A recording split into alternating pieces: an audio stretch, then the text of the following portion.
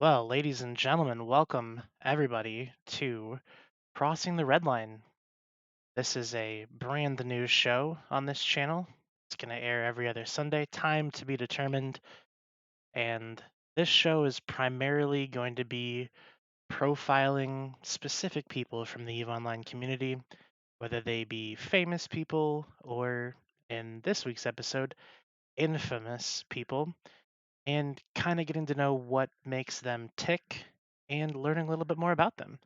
So this week, my guest is Cable Uta. You also might know him as, is it Corridon or Chloridon? Jordan. Choridon. Okay. So Cable is what we'll call him. So Cable, can you tell us a little bit about yourself, what you do in Eve, and what makes you a prime guest for this show? Sure, and of course, start by saying thank you for having me. Um, so I started playing in 2011 after a couple of attempts at the game uh, prior, which failed. Um, and I started in, of all places, Wormholes, where I lived in a relatively small group that, after a few years, merged into a bigger group, which at that time was the Russian coalition of Starbridge. Um, and after that, I essentially moved to Thera mainly, where I then became part of Volta. And somewhere in the midst of that, CCP released a patch which included the thing that I'm probably the most infamous and known for, which is NPC Sotios, which I almost instantaneously took a big liking to. And since then, I've been essentially doing that and some other like small pet projects on the side.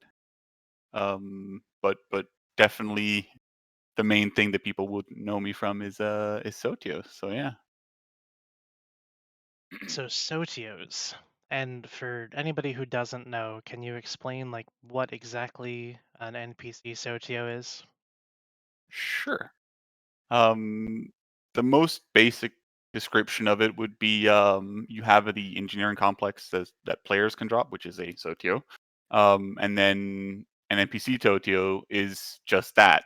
It is a structure owned by, in this case, Blood Raiders or Goristas pirates. And essentially, players can destroy these structures in the same way that they would destroy a normal Sotio, while having to either fight or at least survive, fighting the NPCs that come out to protect it. This is the only way of acquiring faction capital and super capital blueprints for the Goristas and Blood Raider line, along with some officer mods that you can obviously still get in the ordinary way of killing the officer spawns in around Nullsec. And so you mentioned that that is what you say arguably makes you infamous, basically. Can you explain that? Why do Sotios, how can Sotios make somebody infamous? Sure. So in the very beginning of Sotios, CCP had released them in a manner that allowed them to be looted by a interceptor, because what they did was essentially the wreck would just have a blueprint inside, which any ship essentially can pick up because it's very very small. Um, but after, I think it was about a month or something, CCP then changed that into it being a container that then would have to be opened with the blueprint inside. And this container was 20,000 cubic meters, which meant that you required at least a T1 hauler, DST, or bigger ship to essentially pick it up. And from that sprung the idea that I could start stealing this, because almost everyone who initially had started trying to steal it had essentially fallen off on that, because now you actually had to bring a hauler and you couldn't just bring an interceptor and similar. So I started doing this and started slowly perfecting the methodology onto how to repeatedly steal these blueprints from players across nullsec, and I became quite good at it. And as time passed, I obviously developed the methodology behind it and how I did it and so on, to the point where the likelihood of me stealing your loot was at an excess of 93%. Yeah, so you'd given me some stats before that you were so how many of these things did you run yourself last year? How many of them did you steal? And how like what was your success rate at of these So SOTs? so last year, I ran a total of 121 Sotios myself out of a total of 130. So I obviously, as you can see, ran the majority of them. This, however, is only a cause or a thing that was caused by a change that CCP made later, which I think is a topic that we will definitely cover as well later in the program. But essentially, the last years and or starting in early 2020, it's essentially just became more viable to for me to run them myself, other than stealing it from others. But during the time of the where I primarily stole it from people, uh, the success rate was, as said, 93.18%, and I stole an approximate 57 Sotios before this change was implemented. Um, and then in total, I have run in excess of 240 something Sotios. And so obviously doing this will create a little bit of a gap between who is and isn't doing the SOTOs. And a lot of people have had a lot of problems with you doing SOTOs and how often you do them and how many you do. Um, there were a few instances where people specifically did whatever they could to prevent you from doing them. Is that right? That is very true, and that's a continuously ongoing thing. There are still groups that will do their very best to ensure that I cannot run Sotios. Um, be it just to get frags, or just to grief me, or to try and force me into like giving them a cut to ensure that I stay alive. Right. As a sort of a blackmail. And so this whole thing initially started off like people trying to prevent you from doing them, I guess with test way back in the day, right? There Very was much so. there was some big things where they were what were they doing? Trying to get some changes made to it to where you couldn't actually run the SOTOs anymore or couldn't as effectively steal them. What exactly happened with that? So back in the day, while it was still lootable with a DST, while the container was still 20,000 cubic meters, um, test was a uh, prime target of mine, to say. Mostly because at the time the Sotios essentially had spawned a lot in their space, which meant that they were obviously the the ones who were going to run it, and therefore they were the ones who were going to be victim of me stealing it from them. This spiked a lot of anger towards me within the ranks of test, more specifically in the corporation of the Suicide Kings, and they, along with leadership of test, well, not necessarily leadership, but more specifically the streamer Ron USMC, started a kind of a campaign of insinuating that I was cheating in the way that I was stealing this loot. Uh, and the argument that was presented was essentially that I was using scripts A or some other dirty form of damn scripter. automation. Exactly. Um, so the argument was essentially that I was using illegal means to give myself a advantage, in to essentially to ensure that I would get this loot all the time. and that was the only reason why my successful rate was as high as it was, and so on and so forth. And you even Um, went as far as to post a video like on Reddit showing exactly how you stole the loot to make sure that anybody could see it and if they were knowledgeable enough could replicate it, right? Very much so, yeah. I didn't like show every single aspect of it because there were more like a few extra things. Like the problem was that I didn't actually have a lot of footage of it happening before Mhm. the change that we will get to in a moment.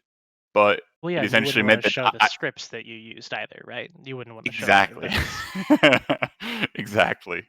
But essentially, the footage in that video is actually from some friends of mine running a Sotio, and I was gonna steal it from them because else I wouldn't make it having actual footage of me doing it from anyone because I never actually thought to record it at the time. And the patch with the change that was going to impact looting was coming like the next day, so I kind of had to. Yeah. And now that change that you're talking about, that's the change that basically made the item that you got from the Sotios bigger to where you had to have a freighter to actually take it out of that system, correct? That's correct. Okay. Essentially, they took this 20,000 cubic meter box and then turned it into a 400,000 cubic meter box.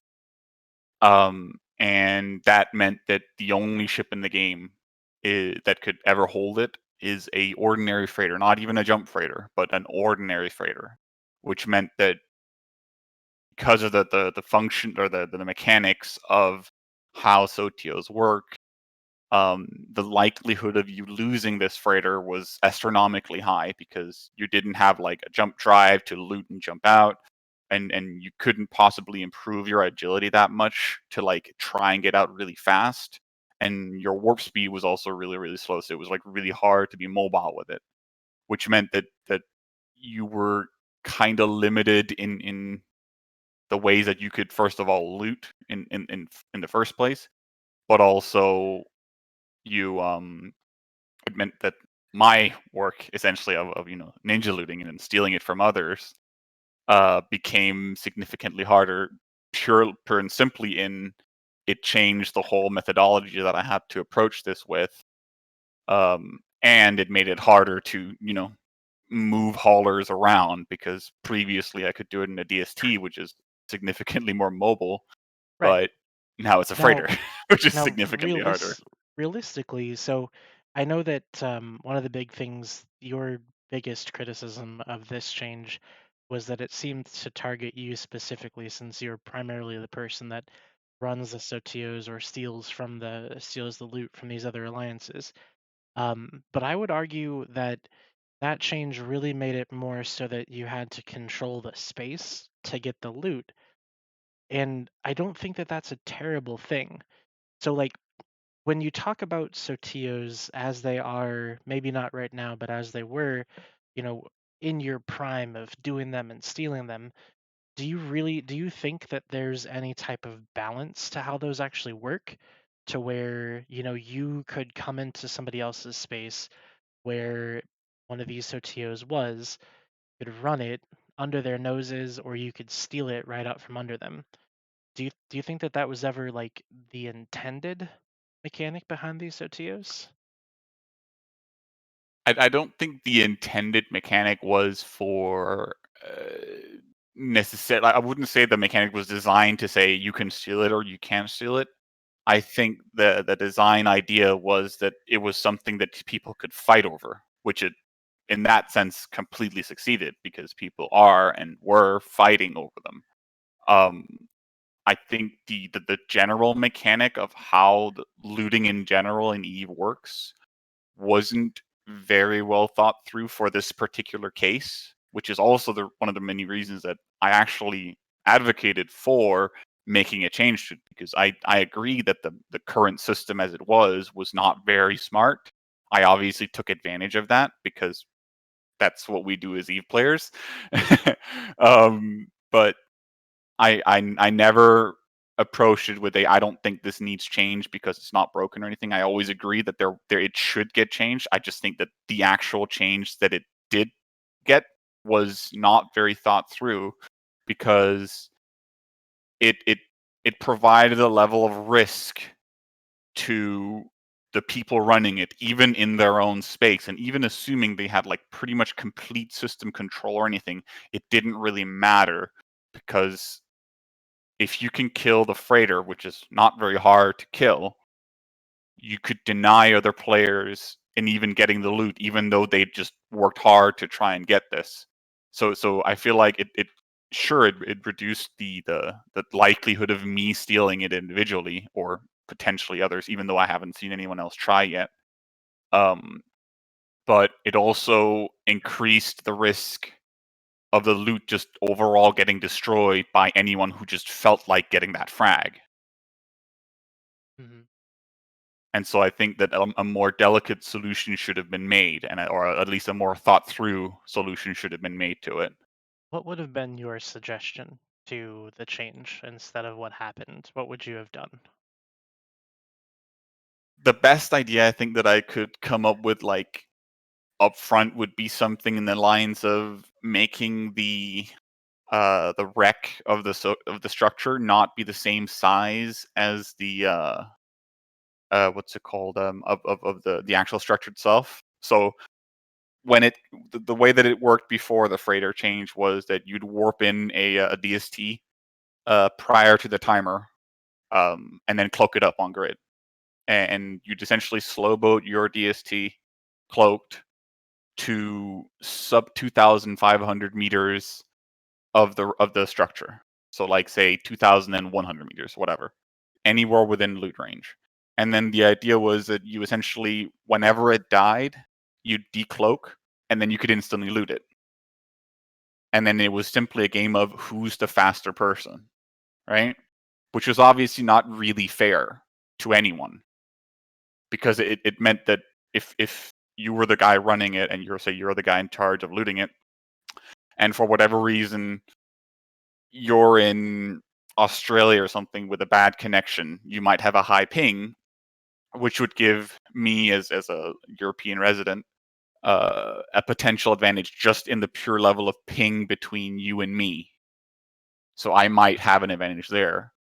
But it also meant that it, to an extent, could be like how to say, a game of chance, of just pure luck, if you get it or not. Um, while that would then, by reducing the size of the wreck, mean that you couldn't just literally, decloak and then loot. It meant that it would at least give the guys running it a significant advantage over positioning a hauler inside the structure, so that when it dies, they're the only guy with a hauler there. I think that would be the most, like, that's the best, like, idea that I could come up with, like, in an instant. However, I Sure. also see flaws in that. So I think that Right. Well, of course, it there's flaws in requires everything. So, of course, and I could totally see ways of potentially taking advantage of that. But I think that it definitely shouldn't have a more complex methodology behind it.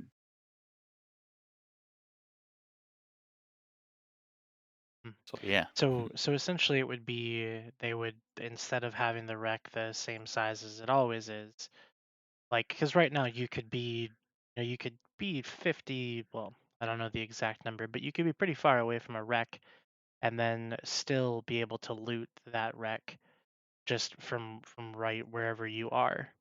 So, would you not think that like making bookmarks would be a thing that would work? Oh, no, no. What I mean, like, the looting of a Sotio functions the same way, like you loot anything else. You have to be within 2.5 kilometers. The point is, like, let's say you made it the what's it called, the diameter of the wreck, say 50 kilometers less, right? It would mean that, oh, I just cloaked, 2.5 kilometers from the structure, but now that it died, the wreck is 52.5 kilometers from me. So I have to now traverse those, 50 kilometers to get to it. That's the Sure. idea. And because of you being like the guy who like destroyed it, you would know when it's destroyed, so you could preemptively warp in a hauler onto this within 50 kilometers, right? At least that's the idea. It still has some flaws, but at least I feel like that would give the party that's running it an advantage over potential thieves, assuming they obviously uh, took advantage of that. Right. Now, so another big thing with these Sotios is that they are very valuable in terms of the items that they drop. So you mentioned Yes, that so these Sotios they drop the faction capitals, supers, all that kind of stuff. They drop those blueprints. And how correct. much do those blueprints normally sell for? Currently, the what's it called, the Titan blueprints, so the Moloch and the Komodo, sell for an approximate 275 to 315 billion currently. Back in the days of when it was DSTs, it was a lot less. The supply was a lot lower, which meant that you could what's it called? You could sell them for significantly more. At that time, the prices of a Komodo was like 4 to 450 billion, while a Moloch blueprint was significantly rarer, and therefore netted like an approximate 5 to 600 billion. So yeah, And so like how where do you sell these things? Like so you are like most recently you were in frat. We'll talk about that's that correct. a little later. Um, but how would you normally sell these items? Like they're blueprints. So you've got to travel with these things that are worth hundreds of billions of ISK. And where would you go to sell them? Like would you just take them to Jita or something like Yes, that? pretty much. And Um, obviously very carefully take them to Jita. How many Certainly. blueprints have you ever lost? Have you ever lost any, like Uh, on a trip to Jita? you mean in transit? Hmm. I don't recall that I've ever lost any blueprints in transit. I might have, but I don't recall that I have. So I Oh, don't think I so have. so clever, never losing anything. My God. Well, that's I mean, I mean that's good. I have lost blueprints in that my hauler, as I looted, got caught and died, and then the blueprint got destroyed with the hauler. But I don't think I've ever lost one in transit, at least. Right. Okay. Cool. Well, so I did make it so that people could ask questions. I put out a Google form so that anybody could submit questions that they wanted to ask you, which is something that's going to continue for on this show for the foreseeable future. So there are a couple questions just related to the Sotios that I wanted to ask you as well. One of the questions is the NPC Sotio game a monopoly, a cartel, or a free for all? What are your thoughts on that one? That's an interesting question. Certainly. The Sotio game, or whatever you call, like the whole market, is, or at least it was, a monopoly, because at the time I was essentially doing whatever I wanted, because at the time I was probably like the only real threat to other players running them.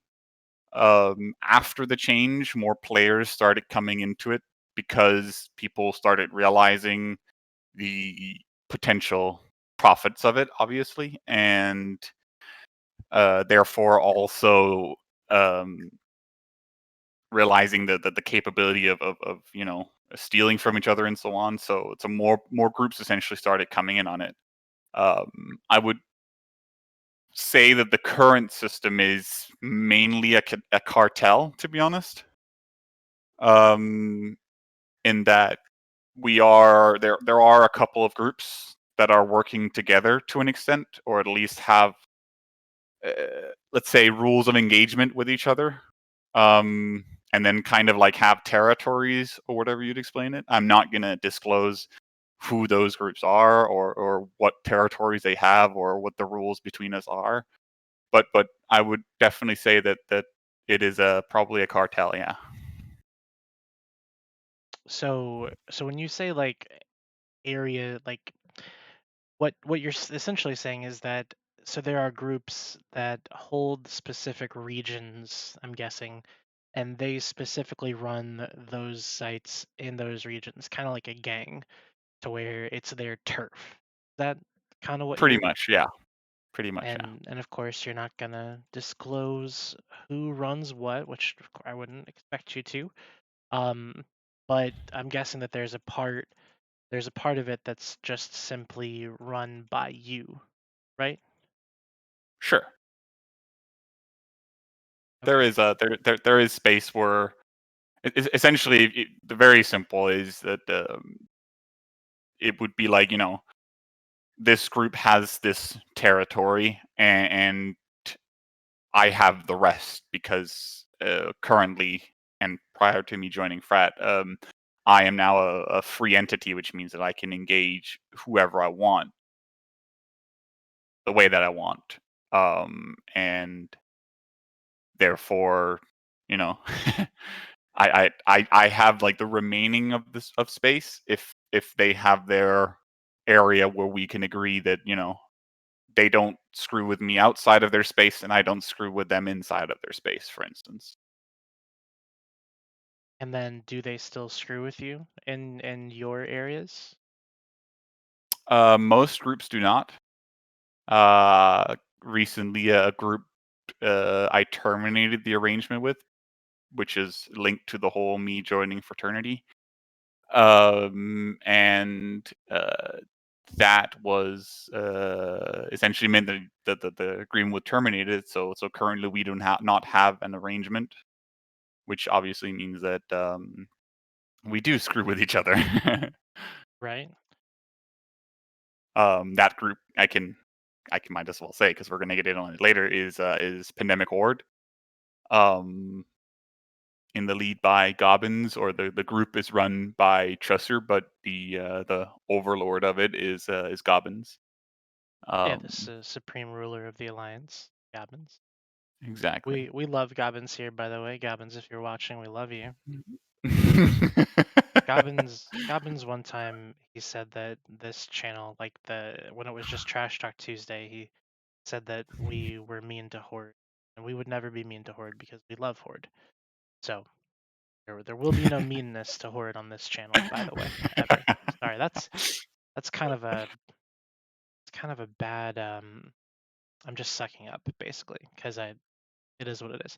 Anyways, so another one of the questions that was here um, was basically, let's see. So why do you think CCP hasn't modified SOTOs to be runnable in subcaps of moderate numbers, like not a 100-man battleship fleet?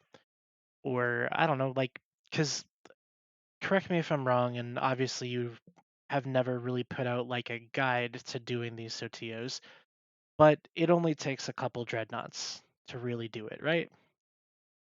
Pretty much. Some dreadnoughts and some knowledge, and then you've got yourself Yeah, NPC SOTOs for days. to an extent, yes. I think that when CCP made them, they wanted it to be like an alliance strategic level. Um, Which would make sense and with how valuable the things are. Like you would want that for your alliance if you could get it. exactly, and for that purpose, I think the idea behind it was great.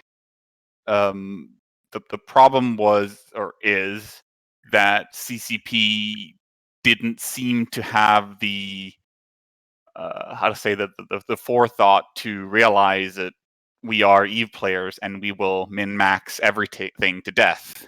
Um, and therefore, if there is a way of doing it easier than what Goonswarm did at the time, of like doing 400 or 500 Punishers, then someone will figure it out and figure another way of cheesing it in a sense, right? It's a lot of Um, punishers. Jesus. well, it was the methodology that they approached it with, because CCP released it with the view that, yeah, you need a fleet to fight these rats, and that was all good and fair. But the problem was that when the NPCs spawn from the Sotio, uh, they generally spawn in overt proportions that no real subcapital fleet can actually engage.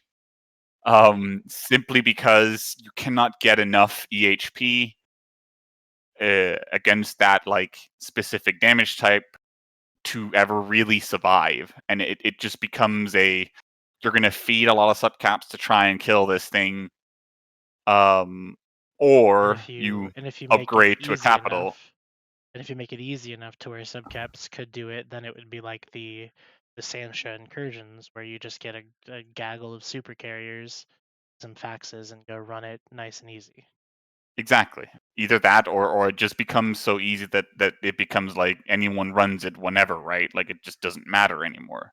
So I feel like that was like part of the problem that it was a hard task of balancing it in a proper way. So they elected to leave it being really hard.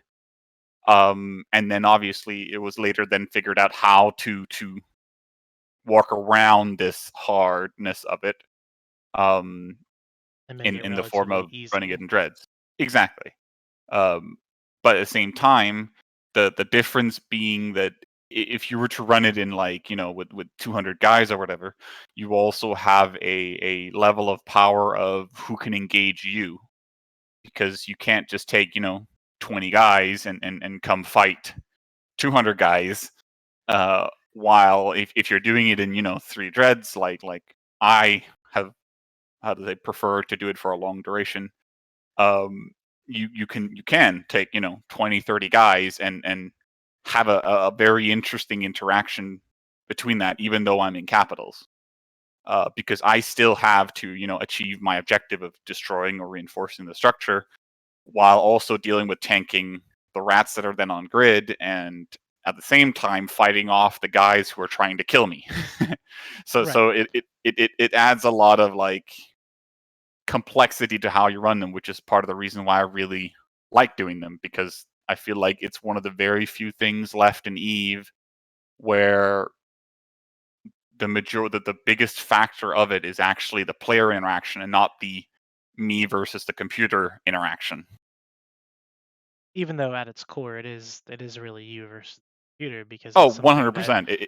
Like if no it's one like knows I'm there or whatever, it is 100% me versus the computer. But I really enjoy the fact that there is so much player versus player in it, so it's kind of like PvEVP kind of thing.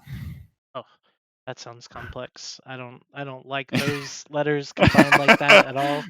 Don't ever do that Exactly. again. It's player versus environment versus player in one Yeah. big debacle. Um.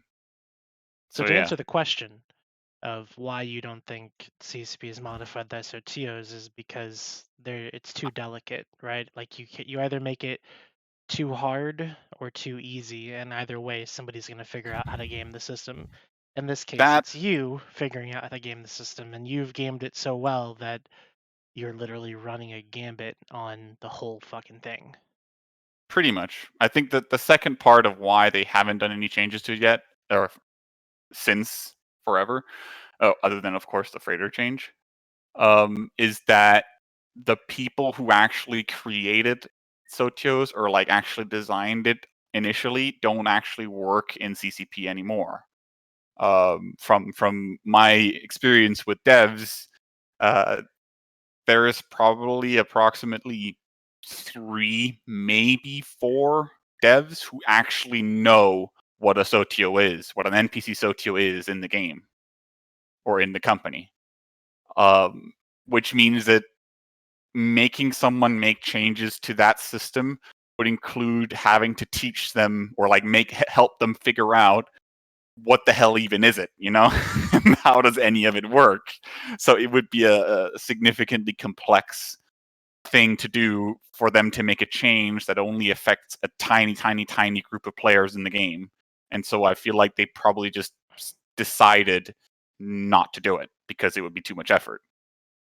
And could they just remove them from the game and put in some other way to get the BPCs for these faction capitals? They Considering could, it seems like it's, but I know it used to but be I it was just like you and your alts basically running it, but now that there's other groups involved, Like, do you think that that would be a huge detriment to the game if they just remove the NPC Sotios since they can't really fix them to the point where it's fair, I guess? I think that it would be a very sad thing if they decided to do that, simply because it would be a case of actually eliminating another thing in the game. Here's a better And question. Here's a better question. How many Reddit posts would you make about it? Just you. um, I don't know. At least three or Probably a four, few. right? Probably. Because I know I always love to read your Reddit posts where you're talking about all this stuff. And more recently, I saw you. It's been a while now, but they so the change to like the asteroid belts where there was much less ore in the belts themselves, that caused a kind of a decline in your Sotio activity, correct? That's correct. And is It that was actually still because there was a the what's it called? The asteroid belts and Sotios are like intertwined because if there is no ore, then you they're cannot run Sotio always because you can't find them. right? And so essentially it was a case of CCP deleted the ore from all the nullsec systems where the Sotios at the time were, and therefore you couldn't find these Sotios, and therefore they just like accidentally deleted that feature from the game.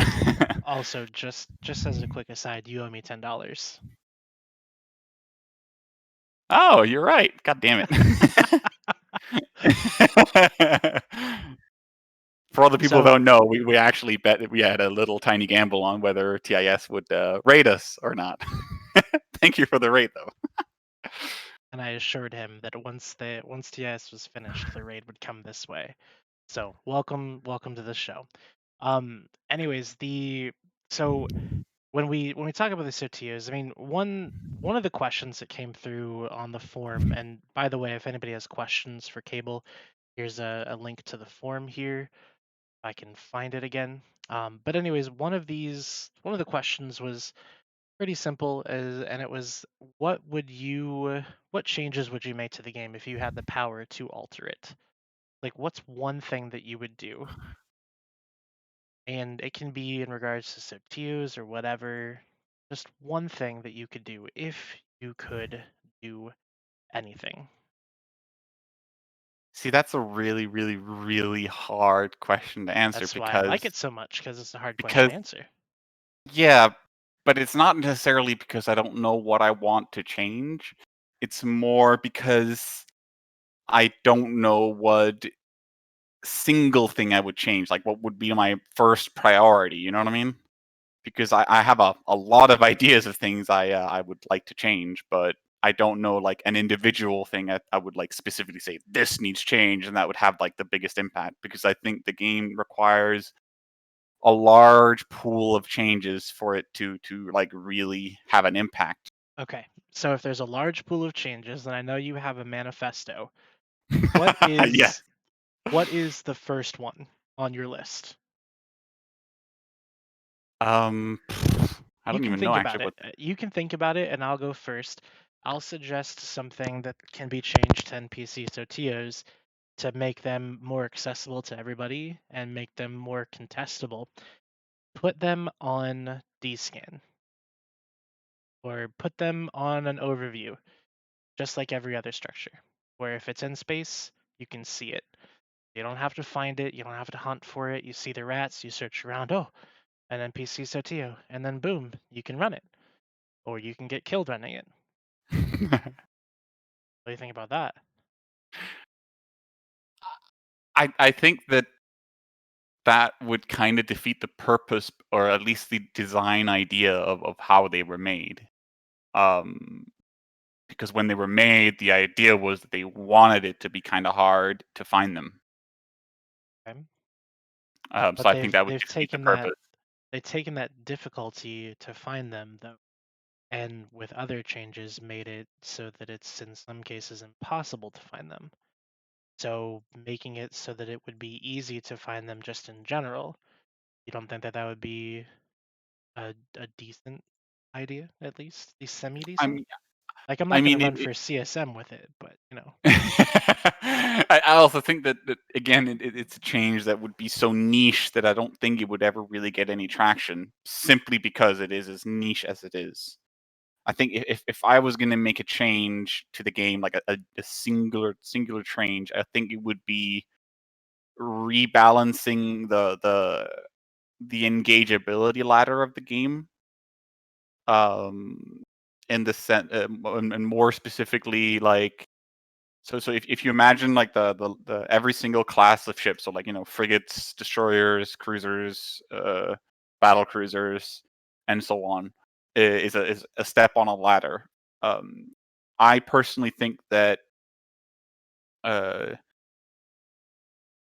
every single class should be able to fight what's on the same step, of course, obviously, with equal footing based on their individual capabilities with ships, and then they should be able to fight two steps down with power. So, for instance, one step down, so they say cruisers versus destroyers. The cruisers should dominate destroyers, and they should also beat frigates, but not very convincingly. Like they should like kind of beat them.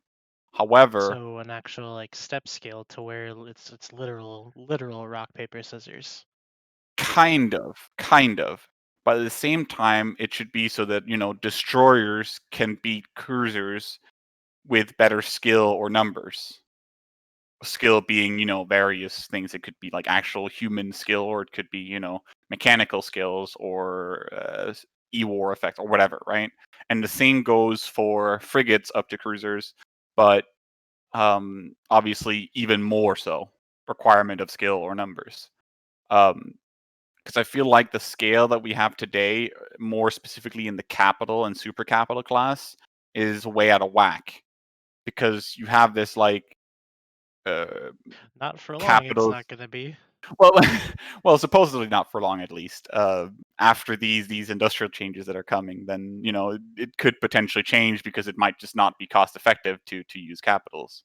But I think that it still is a balance issue, because capitals have this ability to dominate subcaps of any size, and I don't think that's quite cool. Like it's not a proper balance, in my opinion, at least. Okay, cool. Well, cool change.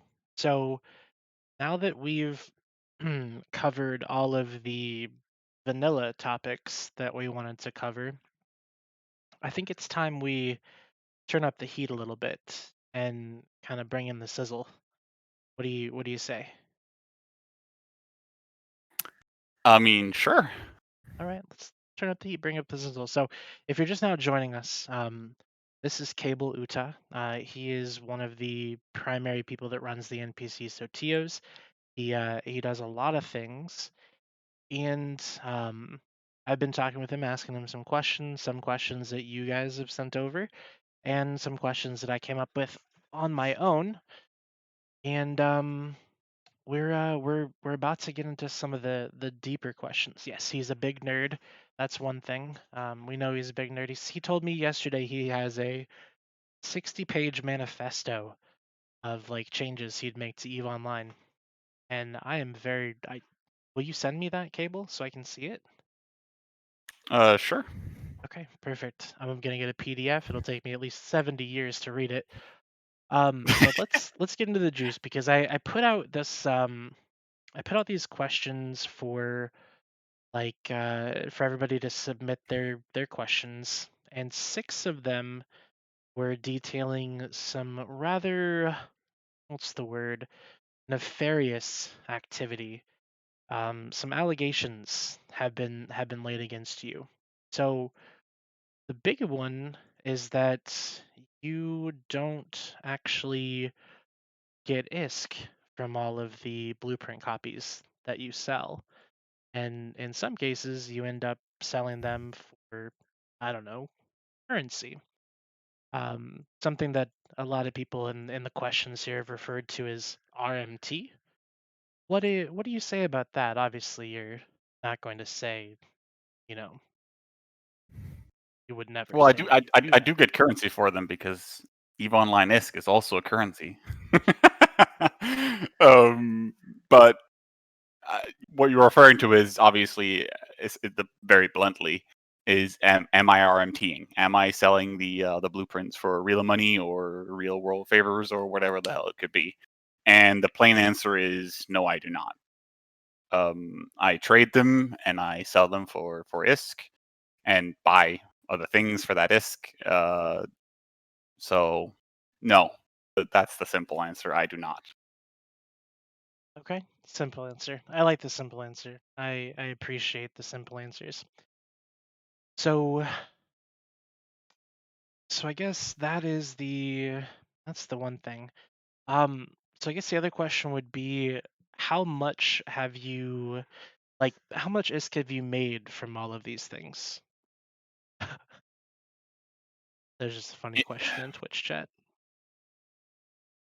Which one? Ha- have you traded a BPC for a Zoria body pillow? I have not, but I would.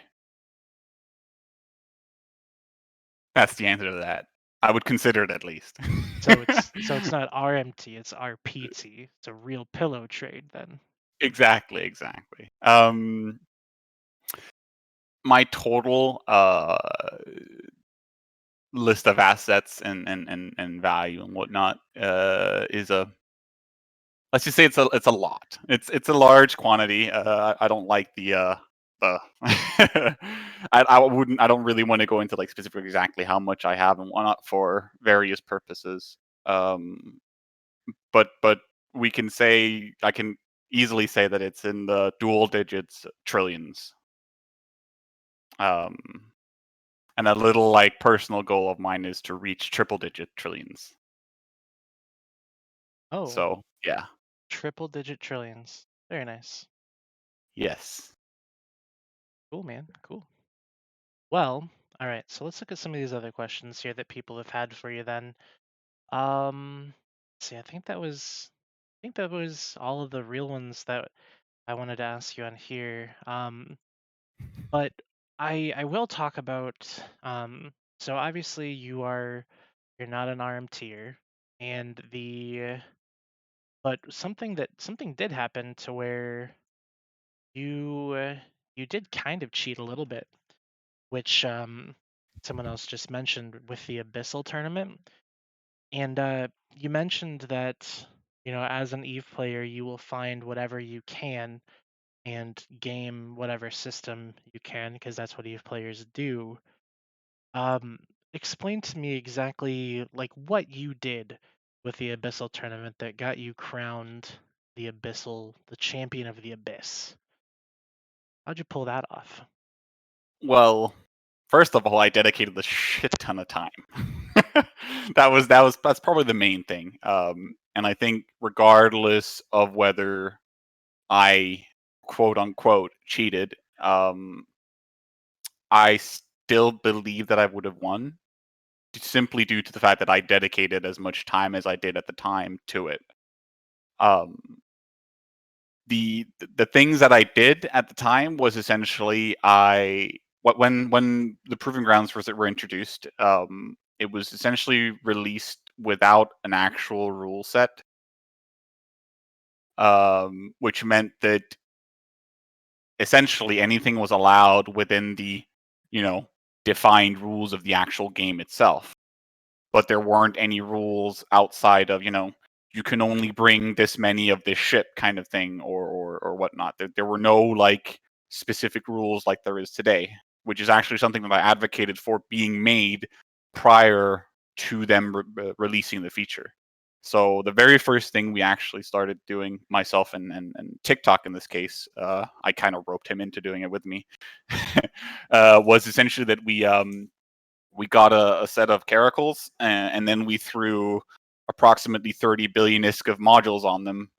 And then we started flying into the arena and started murdering people with those because pretty much everyone else was flying, T2 ships, T2 fitted ships. Um, and that obviously gave us a very, very, very significant advantage. That was the first thing that we did. then that went on at least for like, was it the first like three events that we essentially the idea was we just pimped our ships to like oblivion, and anyone could have done this obviously, but not everyone was willing to commit the same amount of value to it, and it also created this kind of like weird meta where you had a group of people who were like super pimped and they were like trying to fight each other and beat each other while the rest of the game was fighting in T2 shit, and they were just like whenever they would encounter one of these guys with hyper expensive fits, they would just kind of give up because they'd realize there's no way I can ever win against this, so I'll just like whatever, right? So that was the first thing. Then after the first three proving ground events, CCP introduced rules that meant that you, or a set of rules of the what's it called, the events, that you could not use expensive modules. They essentially made a meta limit to what modules you could use. So the meta limit was 5, I think, for T2, which is T2. Which meant that we were no longer able to use hyper expensive fits to get an advantage over the opposing players. Um, After that, we realized that we could actually go in net positive by simply going into time zones where there were very very few players, so there was like almost no activity in the proving grounds, and essentially we would be fighting our own alts. So we would have like 5, 6, 7, 8, whatever many teams of our alts, and then a team with our mains, which would should all that we required was that we would actually have 4 teams. So, for instance, we would in the 5v5, I think it was, we would have 5 mains in what's it called, in noob ships at the time, I think the event was, and then we would have 3 separate teams of our alts. And essentially, whenever we would encounter our alts, the alts would just fly out of the arena, and our mains would get an automatic win. And if our secondary team encountered another one of our alt teams, the secondary alt team would then fly out, and therefore we could push in our characters into having more wins to what's it called, to having more wins and therefore beating our position in the overall score line. This also meant that specifically in that noob ship event that we had, I think it was like 39 characters out of the top 100, which meant that we had 39 characters that would get the prizes of the top 100 in the proving grounds. Um, then added in, there was a mechanic that was declared legal by GMs, where it was that we could harass other players who were competing with us for these top 1 ranks, by simply having combat aggression in high sec. So, for instance, you could engage someone, and as long as you'd have a combat timer, you weren't allowed to enter the abyss because it required you not to have any timers. Um, and so there was people who introduced, or we didn't actually start it. Someone started doing it to me to fight me, and then therefore we obviously realized that, well, we can also just do this. And then that was like the third thing that of the quote unquote cheats that we took advantage of. So All of this. why would you do all of this though? Like I I guess so what this whole thing was that it was an experiment, I guess, in seeing how, for lack of a better word, instanced PvP would go, and for seeing if people would get involved with it, how they would act like while they were doing it. And it seems to me that this wouldn't be something that someone would want to try to game a system for. Like they would much rather just let it be a thing that happens, participate normally, and see how it goes. What led you, and by proxy your friends, to do this to go to this level to make sure that the outcomes were predetermined, I guess. Very plainly speaking, we did it to win.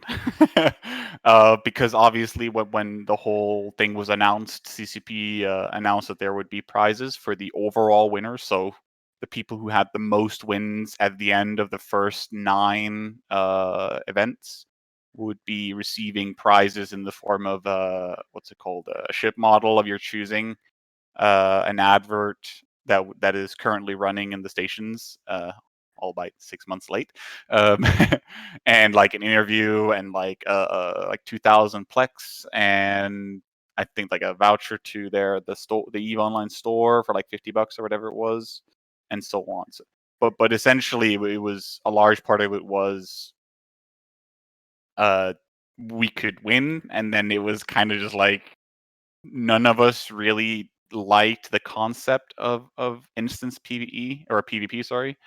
Uh, and we don't necessarily think that it's a good addition to the game. And that was like getting prizes on top of it was just more of a added catalyst to why we did what we did, essentially. So it was essentially just, I mean, so I guess my question is more boiled down to like, did you not think you could win normally, like through playing the game, playing it the proper way, or did you just not want to participate in it, but you still wanted to get the prizes for it? Um, I mean, I'm pretty sure based on like the results that we gained in the mat in like in normal play, which we definitely also did for various of the events. I definitely think that I would probably still have won at least the overall.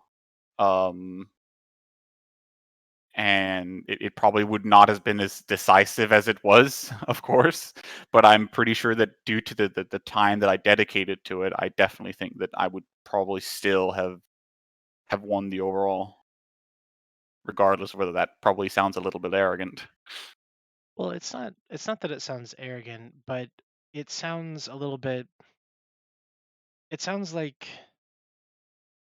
what I would say is that it sounds like you're saying that you could have done this, but you chose not to, which is strange to me because if I were going to do something and I knew that there were prizes involved and I thought that I could win without, cheating the system, for lack of a better word, and so we're on the same page. I know that what you did wasn't necessarily against the rules or anything because there were no predefined rules, but it definitely was against the spirit of the contest.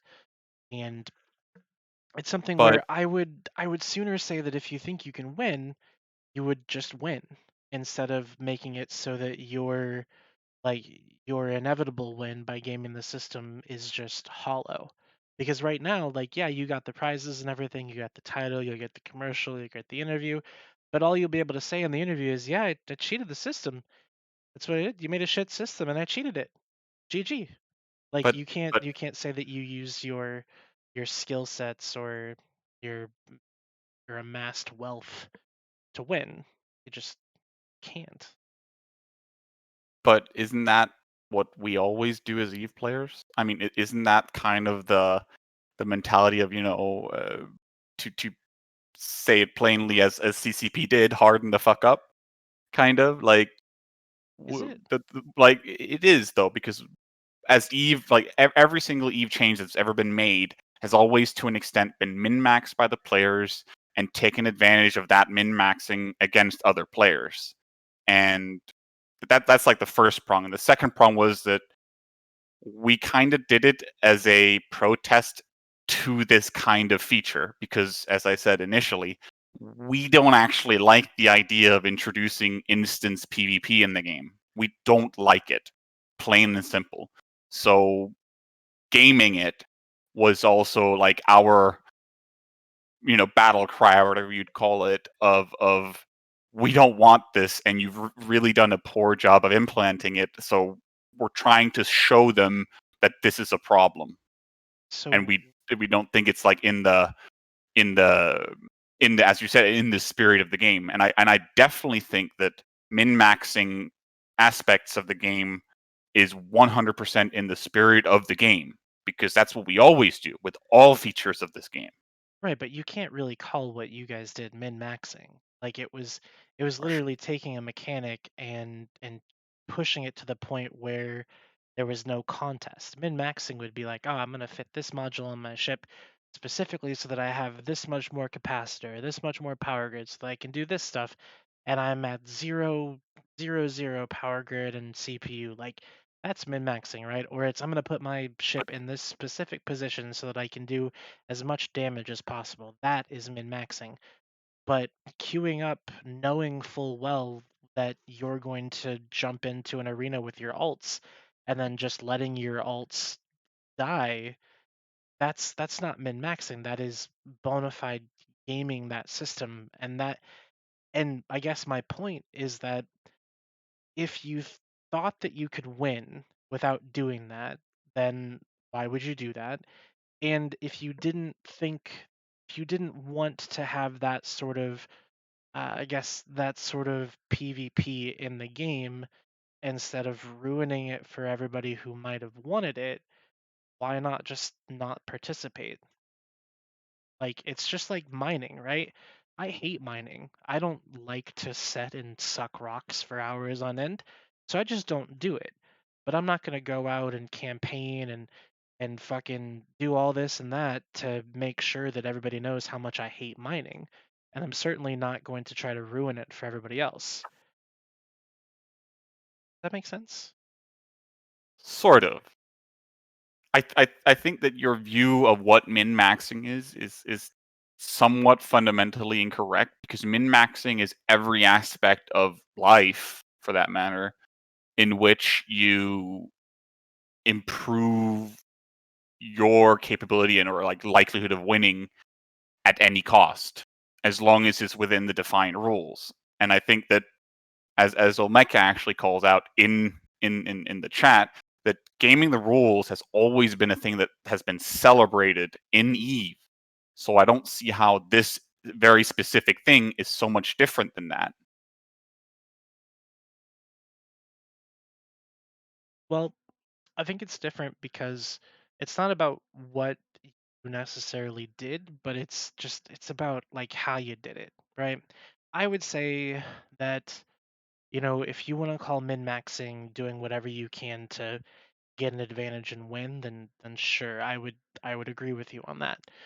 But I wouldn't call taking a taking a place where there is no specific rule set and kind of making your own rules and then saying, "Yes, I gamed the system and I won because I was within the rules."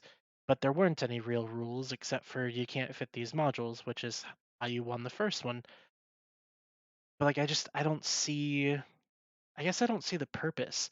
I don't see how it's a protest. All I see it is that like it's something where you didn't think that you could do it without gaming the system, so you game the system to make sure that you could.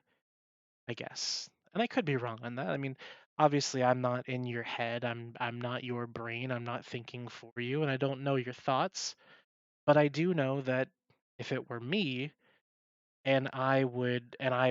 didn't want to do something or I didn't want something to be implemented, I just wouldn't do it because that's exactly what I did. Like the abyssal stuff came in, I said instance PvP is bad for EVE Online. I'm not going to do it. And I didn't do it. But I didn't try to make it so that nobody else could really do it.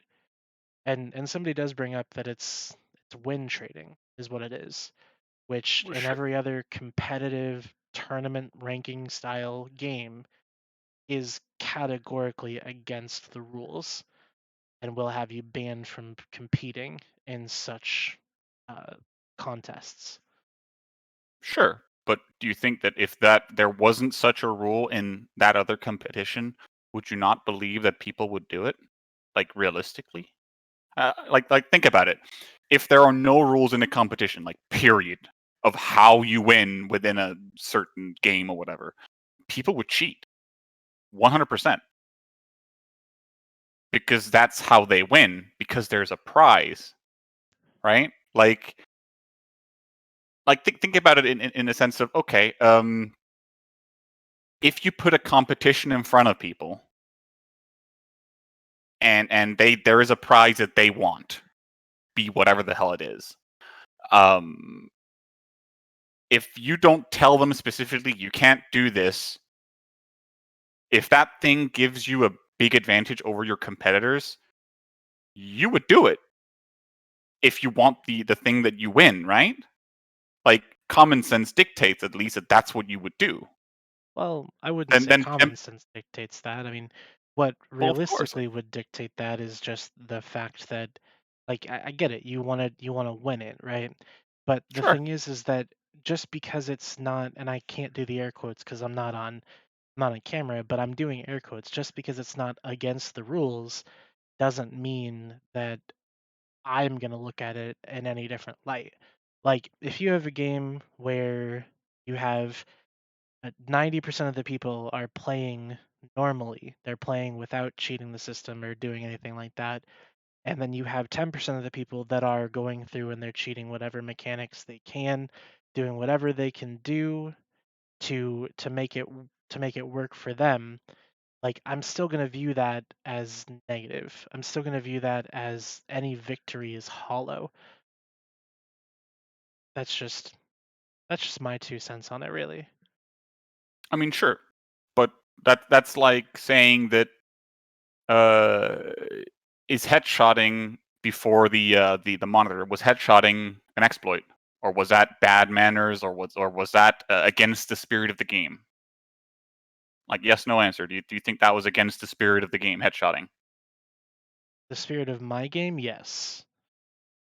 Okay, I always thought that headshotting was a dirty but tactic. okay, but do you think then that everyone who ever headshotted should be banned or excluded from FCing or whatever, right? Like you see Well, the no. comparison, right? It's the same thing. It's not illegal. It's completely legal, and there's no rule saying they can't do it. So they do it because it gives them a tactical advantage over their opponents. But I do think that in that specific case, like my context of it is that I used to run fleets that would be like what I would consider just like good fight fleets, right? I would go out and have fun and everything like that, and people would headshot and it'd be a dirty tactic. And then I would specifically exclude those people from being people that I would go fight. Like they wouldn't have my fleets to fight anymore because I would just choose not to go and interact with them. So in a sense, yes, they were barred from FCing, at least FCing against me. But that's a little bit different to this But though, but then but because then but then you just set yourself up to lose because that means that if you had no, an I just didn't objective in go. this scenario, it meant that you just automatically forfeited the objective because you Well, didn't no, want to fight an FC that you know that is going to headshot you, right? it was It, all it's like fun. It was all so fun so fights though. so, That's what so made it. essentially, okay, yeah, sure. If it's fun fights, sure, but objectively, then if there's an objective in this fight, it means that you're willing to forfeit the objective of the fight, be it destroying a structure, whatever it is, because you don't want to play the game within the confines of the rules of the game, right? Not necessarily. But It's that's what you said. You didn't want to fight them because you knew they were going to headshot you, so you just decided not to actually fight them. right, and instead fight somebody else is what I'm saying. I mean, But that's not the same thing though. It's really not because this is a this was a contest, right? It was an experiment from CCP to see how people would interact with this type of content. And I mean, I think we're just gonna have to agree to be on different sides of the fence here because good lord, of I course. we could probably talk about this and go back and forth for hours, but I do not have hours to do that. Um, but I don't know, man. I really think that it would have been so much more. I don't even know what the word would be. I feel like it would have been so much more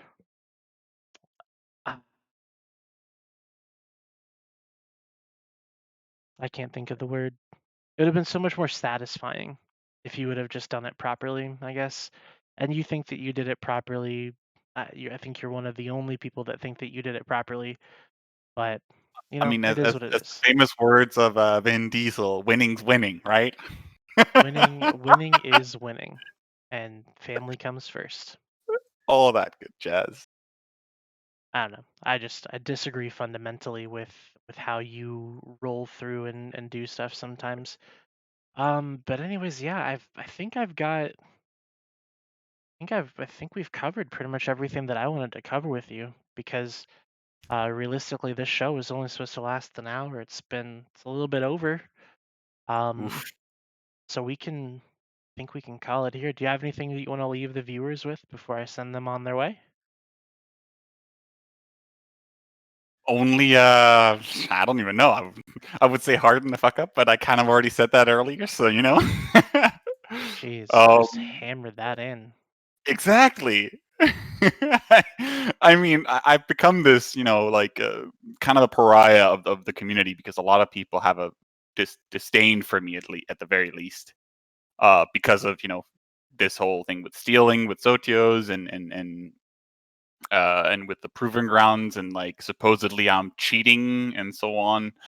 And I find it like really amusing that people have these like weird accusations for me that are essentially they don't have any basis for.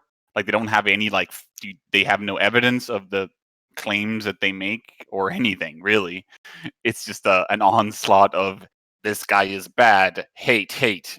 We have no evidence, but hate, hate. And when they're questioned on these accusations of various things, they just turn around and say, "Well, you're a piece of shit," and, and that's the argument that they have. I mean, it's a pretty good argument. It's a pretty good argument. Pretty much. Well, yeah, man. Well, yeah, like I said, I appreciate you coming on and talking with us. Thank you for. Um, Congratulations on being the champion of the abyss, and congratulations on being very wealthy with all your stuff. And I hope you enjoy your ship model. Um, and then as Whenever it far as arrives. whenever it arrives, 8 to 12 months, whenever.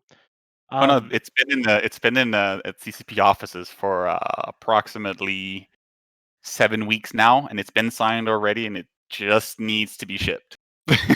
they're probably still thinking about whether you really deserve it or not. Well, it's Do not we just give me. this? Do we But I give mean, this ship model to this guy, or do we just keep it and like oh, it's not give just it out as it's a both. It's prize? me. It's TikTok. It's Sutonia. It's Gorsky. U Millennium. Oh, so there's more than We, just you that got it. oh Gotcha. Which yeah, model did you get? we all went with the Dramiel. Losers. Super losers. Biggest losers I've ever seen. All right. Yikes! Well, anyways, as far as this show is concerned, if you want to tune in to watch this show again, it's going to broadcast 2 weeks from today. It's going to be an every other Sunday type of thing. And I'm going to try to get some other special guests. If you have suggestions for guests, you can feel free to shoot me a DM on Discord or something like that, because that's all a fun thing. And then, yeah, I'm gonna send you over to our buddy Ron, who Cable loves. Favorite streamer Oof! in the world is gonna be Oof! Ron USMC. There's apparently a fight, and I think I'm gonna go join that and beat up on some Goonies. But anyways, I've been Redline. This has been Crossing the Red Line. I hope you enjoyed. If you haven't, well, can't all have good taste, can we?